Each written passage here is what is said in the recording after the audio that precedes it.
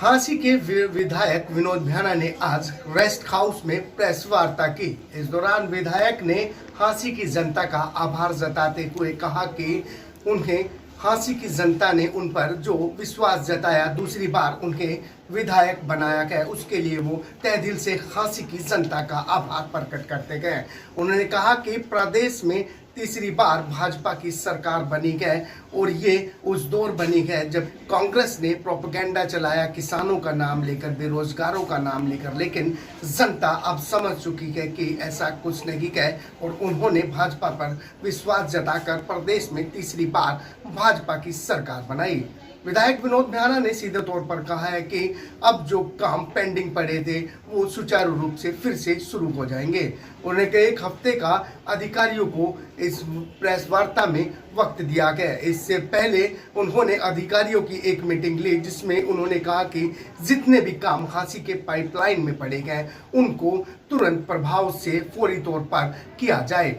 वहीं उन्होंने हुड्डा पिता पुत्र पर निशाना साधते हुए कहा कि ये पार्टी पिता और पुत्र की थी, वो ही समझते थे कि उनके बिना हरियाणा में कांग्रेस का वजूद नहीं है। यही कारण रहा उन दोनों की जीत के कारण हरियाणा में कांग्रेस को मुंह की खानी पड़ी, वह 37 सीटों पर अटक कर रह गई। उन्होंने कहा कि कुमारी शैलजा का अपमान करना भी कहीं ना कहीं हुड्डा पिता पुत्र को भारी पड़ा, जिसका सीधे तौर पर फायदा भाजपा सरकार यानी हमारी पार्टी को मिला।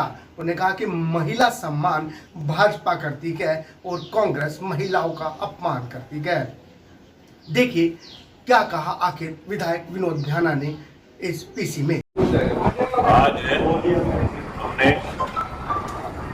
हमारे बीच में बैठे हैं, इसके अलावा विशेष तौर पर public health, urban local body, PNR और ग्राम विकास, ये डिपार्टमेंट बुलाए थे क्योंकि हमारा काफी कुछ पैसा पहले से ही चुनाव से पहले हमने करवाया था, काफी कुछ नहीं कई करोड़ रुपए हो सकता है वो 50, 60, 70 करोड़ रुपए भी जिनके काम अभी पेंडिंग थे। किसी के तो टेंडर लग गए थे, आचार संहिता में आकर के टेंडर भी नहीं लगने पाए और कुछ काम ऐसे थे जिनके वर्क अलॉट नहीं हो पाए, टेंडर लग चुके थे।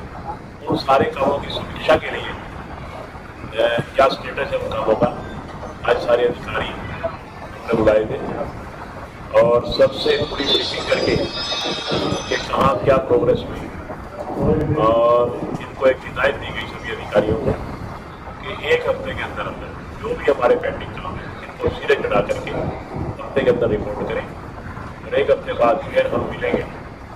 क्योंकि मैं कहता हूँ कि ये हमारा सौभाग्य है कि काम हमने मंजूर करवाए थे, उसके बाद चुनाव आ गए, आचार संहिता लग गई, काम नहीं हो पाए और चुनाव के बाद झांसी की जनता का आशीर्वाद फिर हमें मिल गया, सरकार को भी हरियाणा की जनता का आशीर्वाद मिल गया, अधिकारी भी हमारे वही के वही हैं।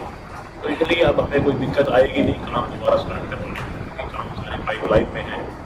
तो मैं समझता हूँ कि एक हफ्ते के अंदर अंदर सारे काम चालू हो जाए। कांग्रेस है कहाँ? कांग्रेस तो खत्म हो गई। मैं तो बार बार चुनाव में भी कह रहा था कि कांग्रेस तो सिर्फ बाप बेटे की पार्टी रह गई, कांग्रेस पार्टी नहीं रही, कांग्रेस सिर्फ और सिर्फ बाप बेटे की पार्टी। अगर भूपेंद्र सिंह हुड्डा दीपेंद्र हुड्डा है तो कांग्रेस है, नहीं तो ये कहते हैं अगर हम नहीं है तो कांग्रेस नहीं। आप एक अजय यादव की बात क्यों कह रहे हो? आप चलो अशोक तंवर जी वापिस चले गए, अशोक तंवर जी भी इन्हीं की वजह से छोड़ करके गए। आप किरण चौधरी जी को इन्हीं कारण छोड़ना पड़ा। शैलजा जी को बेशक वो पार्टी में रहे, अगर वो एक साइड में होकर के बैठ गई हमारी शैलजा जी। इसी तरह से और भी कितने नेता, सुरजेवाला जी मौन धारण कर गए।